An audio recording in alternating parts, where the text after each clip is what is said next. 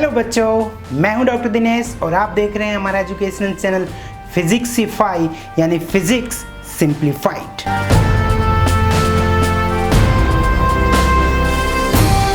पिछले लेक्चर में हमने पढ़ा मोशन इन ए प्लेन।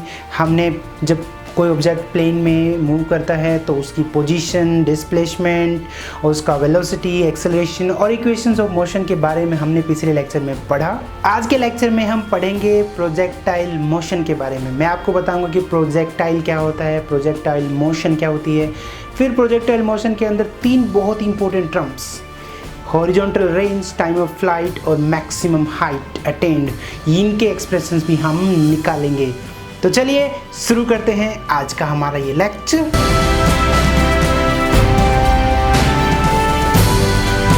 तो चलिए आज की हमारी डिस्कशन शुरू करते हैं कि प्रोजेक्टाइल क्या होता है। आपने कोई चीज़ ऐसे हवा में तो फेंकी होगी, चाहिए ऐसा ही मैं किसी मार्कर को फेंकूं, आपने कोई बॉल फेंकी होगी, कोई बर्तन फेंका होगा, तो आपने कभी नोटिस किया है कि वो जो चीज़ आप हवा में फेंकते हो वो एकदम से सीधी नहीं जाती है। इवन जब शूटर्स गोली मारते हैं तो गोली भी ऐसे सीधी नहीं जाती है, गोली भी पहले हवा में ऐसे कर्ड पाथ में जाती है। वो आगे जाके आप पढ़ोगे एग्जाम्पल्स के अंदर। तो जो भी ऑब्जेक्ट को आप हवा में फेंकते हो वो पहले धीरे धीरे धीरे धीरे ऊपर जाता है, फिर मैक्सिमम हाइट उसकी आएगी, फिर उसके बाद वो नीचे आता है और वो ग्राउंड पर आ जाता है। जैसे मान लेते हैं मेरा ये एक XY प्लेन है, ये Y एक्सिस है, ये X एक्सिस है।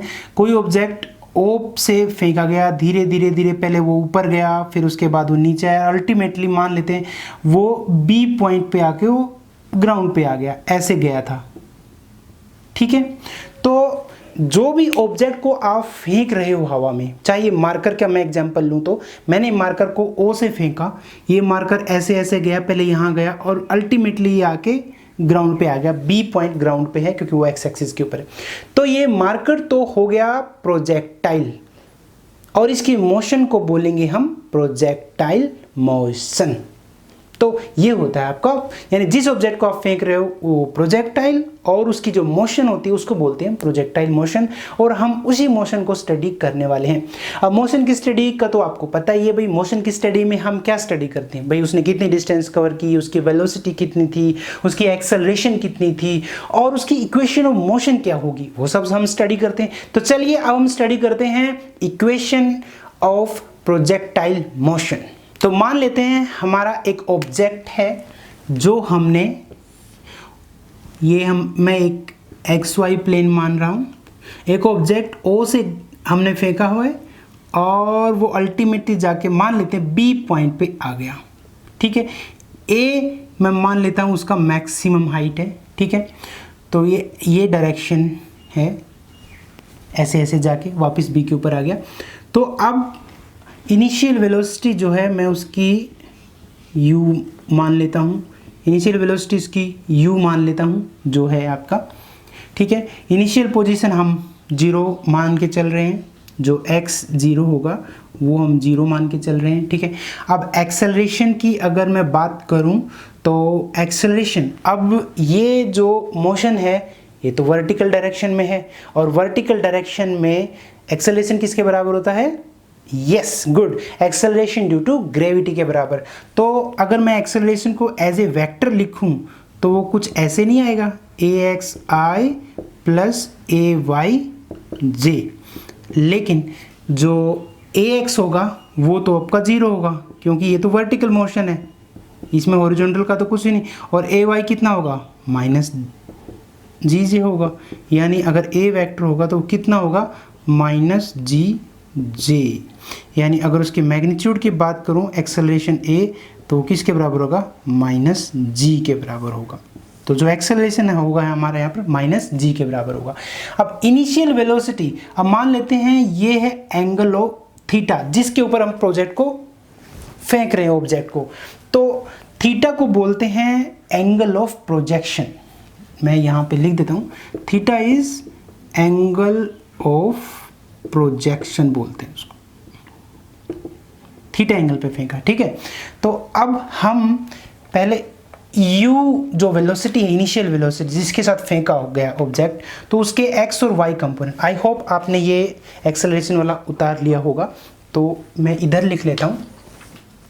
तो पहले u को हम कैसे लिख सकते हैं, आपको पता है, हमने कल ही पढ़ा था uxi प्लस uyj, जहाँ पे ux उसका x कंपोनेंट है, uy उसका y कंपोनेंट है। एंड ux तो किसके बराबर होता है, ux किसके बराबर होता है, जो a वेक्टर था उसका a कंपोनेंट कितना था, a cos थीटा, तो ये ux और cos थीटा, और uy किसके बराबर होगा, uy sin थीटा। हमने कल निकाला था ना, रेजोल्यूशन ऑफ वेक्टर में हमने निकाला था, जो x component ux cos theta होता है, uy और जो y component uy sin theta होता है। तो ये हमारे x कंपोनेंट है वेलोसिटी का, और ये हमारा y कंपोनेंट है वेलोसिटी का। तो हमने देखा, हमने वेलोसिटी का x और y कंपोनेंट निकाल लिया, और एक्सेलरेशन का तो x कंपोनेंट 0 है, सिर्फ y ही कंपोनेंट, यानी एक्सेलरेशन माइनस g के बराबर है। तो अब हम दो चीज़ें स्टडी करते हैं। पहले हम हॉरिजॉन्टल मोशन देखते हैं, हॉरिजॉन्टल मोशन। अब हॉरिजॉन्टल मोशन में देखते हैं वेलोसिटी कितनी होगी और डिस्टेंस कवर्ड कितना है, वो सब देखते हैं। तो हॉरिजॉन्टल मोशन की अगर मैं बात करूँ तो इक्वेशन ऑफ मोशन तो आपको पता ही है, हॉरिजॉन्टल मोशन की कितनी होती, एक्स एक्सिस में क्या होता है कि अगर मैं v की बात करूँ, velocity along x axis will be ux plus axt, जो कि हमने लास्ट लेक्चर में निकाली थी, और x तो किसके बराबर होता है, uxt plus half axt square. और तीसरी इक्वेशन क्या थी कि vx square is equal to ux square plus 2g into x. ठीक है, ये हमने निकाली थी इक्वेशन ऑफ मोशन पिछले वाले लेक्चर में। ठीक है, हमारे पास अब ux वी हैव, ux किसके बराबर है, अगर मैं इसको इक्वेशन नंबर 1 मान लूं तो ux तो किसके बराबर है,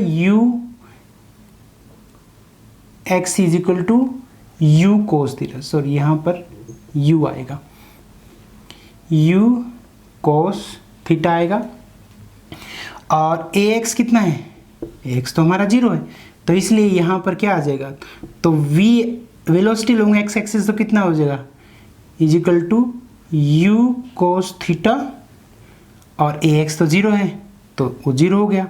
इसके बाद x किसके बराबर आ गया, ux इंटू टी के बराबर, यानी u cos theta into T के बराबर, एक्सेलरेशन तो 0 है, 0 इंटू 0। और अगर इसकी बात करेंगे थर्ड इक्वेशन की, तो अब यहाँ पर हाँ, इसमें भी हम 2ax सॉरी ax होगा, तो ये होगा आपका ux तो किसके बराबर होता है, u cos थीटा, उसका स्क्वायर करेंगे तो u square cos square theta, और प्लस एक्सेलरेशन तो 0 है, इसलिए हम ये टर्म 0। तो ये है आपकी equation of motion for horizontal. Horizontal के लिए इक्वेशंस ऑफ मोशन है vx is equal u cos theta, x is u cos theta into T, और vx square is equal to u square cos square theta. इसको मैं equation number 2 मान लेता हूँ। अब हम निकालेंगे equations of motion for vertical motion. मैं केस 2 लेता हूँ। अगर वर्टिकल मोशन में तो सिर्फ उसकी जगह क्या आ जाएगा, आपका x की जगह बस y है, तो यहाँ पर हो जाएगा आपका vy this is equal to uy plus ay into t. ठीक है, तो और दूसरा हो जाएगा फिर x की जगह y होगा uy, मैं यहाँ बस x की जगह y रख रहा हूँ, uy into T plus half ay t square, और तीसरा है आपका vy square this is equal to uy square और प्लस 2ay इंटू वाई। ठीक है, अब आई होप आपने ये वाला उतार लिया होगा, नहीं उतारा तो आप उतार लीजिए, फिर मैं इसको रब करने वाला हूँ इस वाले पार्ट को। तो देखिए, अब हमारे पास तो vy किसके बराबर है, और uy तो हमारा u साइन थीटा है, u sine theta plus ay किसके बराबर है, हमने निकाला था माइनस जी के बराबर, माइनस जी इंटू टी, ठीक है, यानी ये तो आ गई equation u sine theta minus G T, ठीक है। अब y किसके बराबर आएगा, y इज u की जगह तो रख देंगे u sine theta into T plus half G, a y की जगह रखेंगे माइनस जी टी स्क्वेयर, ठीक है। और तीसरी equation v y square, this is u y तो किसके बराबर है, u साइन थीटा का स्क्वायर, तो u square sine square theta, और आपका प्लस 2ay की जगह माइनस जी इंटू वाई। तो मैंने इस इक्वेशन में वैल्यूज रखी और ये आ गई आपकी u square sine square theta minus 2gy।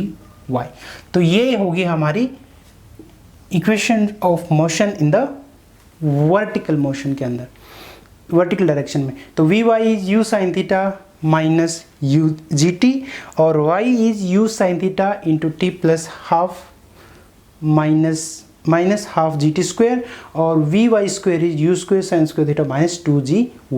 तो ये है हमारी इक्वेशंस ऑफ मोशन। आप इनको उतार लीजिए, तो उसके बाद मैं इनको रब करूँगा।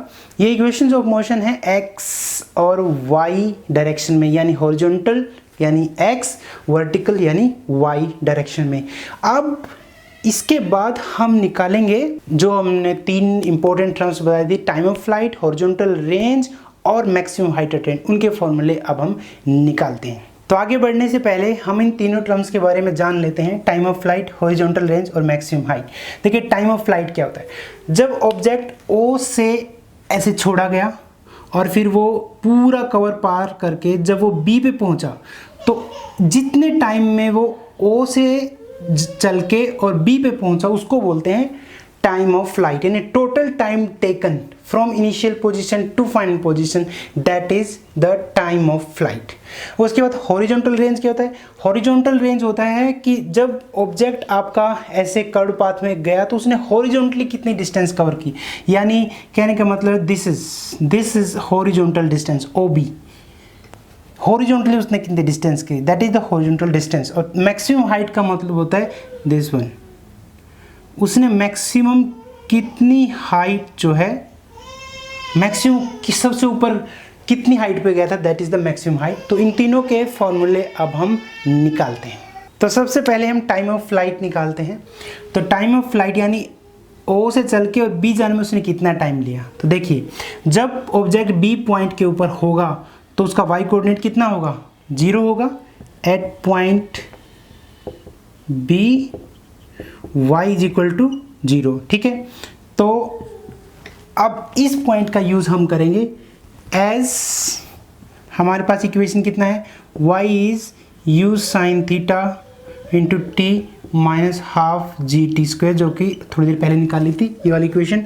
अब इसमें y को 0 कर दीजिए, एट पॉइंट B y 0 था, तो 0 is equal to u sine theta, और मैं t को अब कैपिटल T मान लेता हूँ, टाइम ऑफ फ्लाइट g और कैपिटल T स्क्वायर, और t जो है हमारा कितना हो जाएगा, capital T, time of flight, ठीक है। यहाँ से देखिए आप, अब इसको मैं ऐसे भी लिख सकता हूँ कि u sine theta into t, this is equal to half ji t square, एक t से एक t कैंसिल हो जाएगा, तो ये ऐसे भी लिख सकते हैं u sine theta, this is equal to half ji t, यानी इसको ऐसे भी लिख सकते हैं, अगर मैं लिखूँ तो t इज इक्वल टू 2 तो ऊपर आ जाएगा 2u sine theta divided by कितना हो जाएगा g, तो ये होगा आपका 2u sine theta divided by g, and this is the time of flight. इतना टाइम लगेगा ऑब्जेक्ट को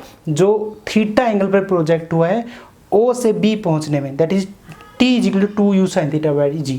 तो बहुत ही ईजी था फॉर्मूला निकालना भाई। पॉइंट B के जब वो ग्राउंड पे आ गया था ऑब्जेक्ट B पॉइंट पर, तो भाई वहाँ पर उसका वो तो x एक्सिस के ऊपर आ गया, ग्राउंड पे आ गया, तो वर्टिकल हाइट तो 0 है, y तो 0 है। जब t इक्वल टू होगा तो B पॉइंट के ऊपर y इक्वल टू 0 होगा, तो इस इक्वेशन में y इक्वल टू 0 निकाला और हमने निकाल लिया। उसके बाद हम निकालते हैं हॉरिजॉन्टल डिस्टेंस। हॉरिजॉन्टल डिस्टेंस या उसको रेंज भी, इन जनरल उसको रेंज ही बोला जाता, हॉरिजॉन्टल रेंज कितना होगा।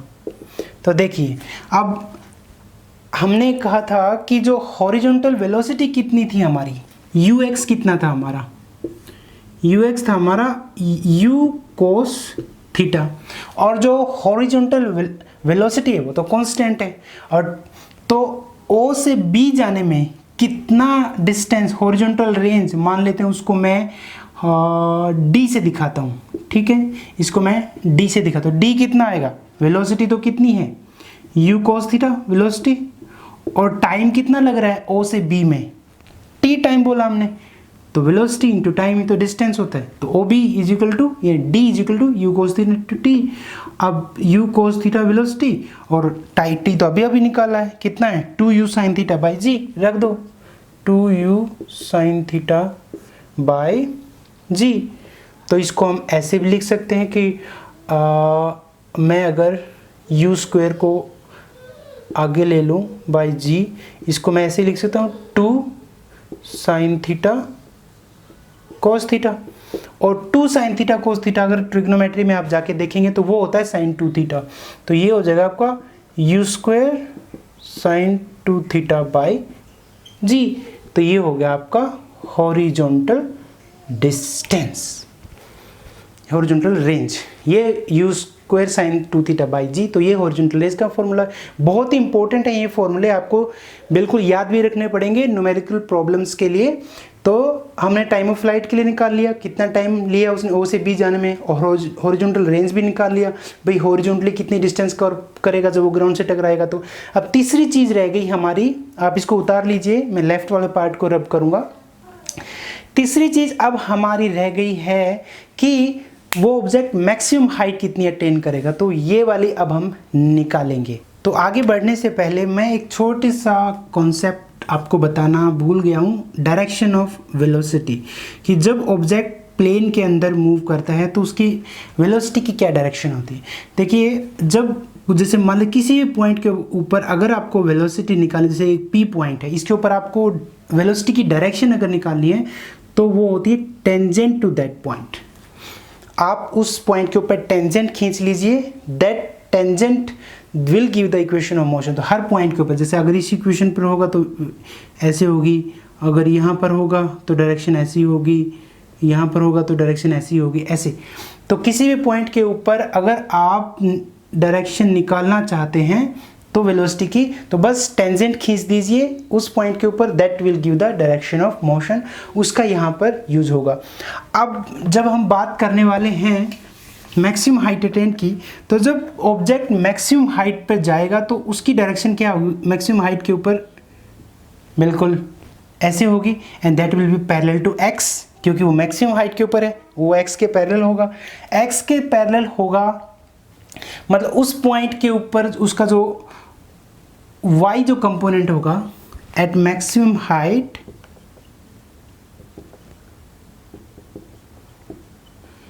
मैक्सिमम हाइट के ऊपर जो y कंपोनेंट होगा वेलोसिटी का वो 0 होगा, क्योंकि जब वो मैक्सिमम हाइट के ऊपर होगा तो उसकी जो वेलोसिटी होगी वो x एक्सिस के पैरेलल होगी, यानी उसमें सिर्फ x कंपोनेंट ही होगा, y 0 होगा। vy 0 है तो यहाँ से ले लीजिए एज हमारे पास vy किसके बराबर है, u sin theta minus g into T. तो ठीक है, निकाल लीजिए, vy तो मैक्सिमम हाइट के ऊपर 0 हो गया, तो ये हो गया u sin theta minus g into T. तो टाइम निकाल लीजिए यहाँ से, तो t किसके बराबर हो जाएगा, u sin theta into divided by g, यानी ये वो टाइम है जितने टाइम में ऑब्जेक्ट मैक्सिमम हाइट अटेन करेगा, t। ठीक है, अब टाइम आपको पता चल गया, डिस्टेंस का फॉर्मूला तो हमारे पास है ही, तो हम निकाल लेते हैं वो मैक्सिमम हाइट कितनी होगी।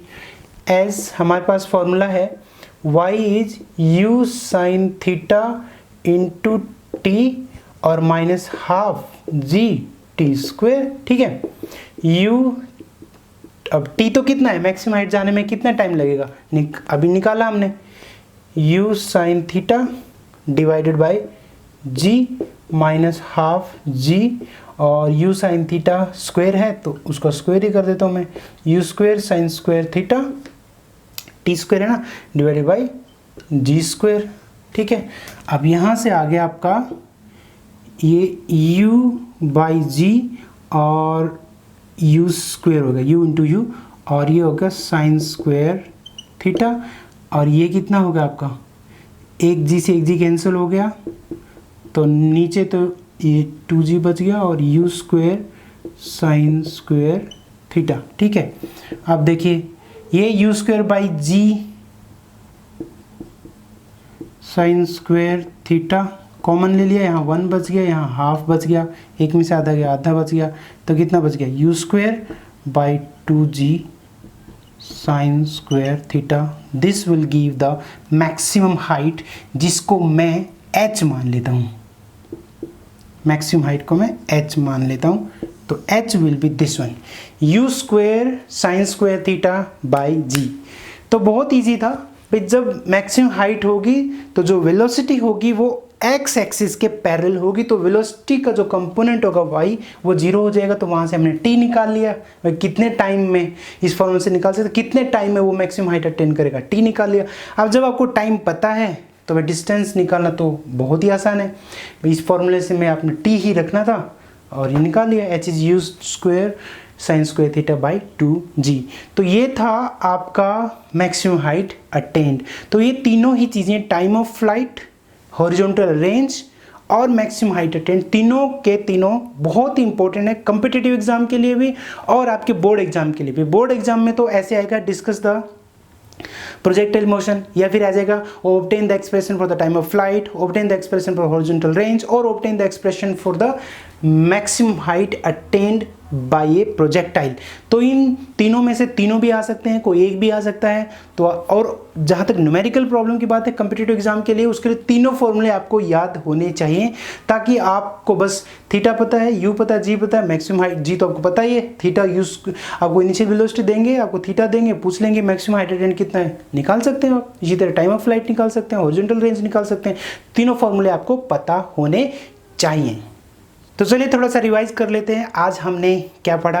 आज हमने प्रोजेक्टाइल और प्रोजेक्टाइल मोशन के बारे में पढ़ा कि जब हम किसी ऑब्जेक्ट को ऐसे हवा में फेंकते हैं तो उसकी मोशन को प्रोजेक्टाइल मोशन कहते हैं। और हमने पहले इक्वेशन ऑफ मोशन निकाली, एक्स एक्सिस में भी और वाई एक्सिस में। हमने देखा कि एक्स एक्सिस की जो वेलोसिटी वो कांस्टेंट होती है और वाई एक्सिस की वेलोसिटी होती है you sine theta minus G T, जहाँ पे जो थीटा एंगल है that is the angle of projectile, कितने एंगल के ऊपर ऑब्जेक्ट को फेंका, वो मैक्सिमम हाइट जिसको पॉइंट ए तक गया जहाँ पर मैक्सिमम हाइट होगी, और बी पॉइंट जहाँ पर वो ग्राउंड पर आ गया। तो पहले इक्वेशन ऑफ मोशन निकाली हमने, भाई उसकी वेलोसिटी कितनी होगी, डिस्टेंस कितनी कवर करेगा वर्टिकल में, और वी वाई स्क्वायर का क्या रिलेशन होगा यू और जी से। तो लेकिन ये जो दो इक्वेशन हैं ये ज़्यादा इंपॉर्टेंट थी हमारे लिए, क्योंकि हमारे डेरिवेशन में ये दोनों हमारी काम आई, और इनकी हेल्प से हमने निकाला टाइम ऑफ फ्लाइट, मतलब कितने टाइम में ऑब्जेक्ट ओ से और फिर जाके बी पे टकरा जाएगा, टोटल टाइम कितना होगा, that is time of flight निकाला हमने 2u sin थीटा बाई जी। उसके बाद हमने हॉरिजॉन्टल रेंज निकाली कि जब ऑब्जेक्ट जो O से चल के जब B पे टकरा तो उसने हॉरिजॉन्टली कितनी डिस्टेंस कवर करी, दैट इज OB, और वो हमारे हम D से दिखा रहे हैं, that is u square sine 2 theta by G. और फिर उसके बाद हमने मैक्सिमम हाइट यानी पॉइंट A के ऊपर उसकी कितनी हाइट है, मैक्सिमम हाइट हमने निकाली u square sine square theta by 2g। तो ये तीनों फॉर्मूले बहुत ही इंपॉर्टेंट है, मैं आपको फिर बोल रहा हूँ, ये आपको याद होने चाहिए, न्यूमेरिकल प्रॉब्लम्स के लिए बहुत इंपॉर्टेंट है। बोर्ड में इन तीनों इक्वेशंस का भी आ सकता है डेरिवेशन, किसी एक का भी आ सकता है। तो ये बोर्ड एग्जाम के लिए भी, कॉम्पिटिटिव के लिए भी बहुत ही इंपॉर्टेंट है ये तीनों इक्वेशंस। आज के लेक्चर को हम यहीं पर रोकते हैं, 4th यूनिट को हम आगे बढ़ाएंगे अगले लेक्चर में।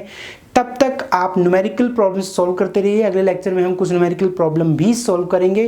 तब तक अपना ख्याल रखिए, अपने परिवार का ख्याल रखिए, और हाँ, हमारे चैनल को सब्सक्राइब करना न भूलें। अगर आपको ये फिजिक्स लेक्चर्स अच्छे लगें, यूजफुल लगें, तो आप इनको अपने फ्रेंड्स के साथ, अपने क्लासमेट्स के साथ शेयर करना न भूलें। Thank you so much.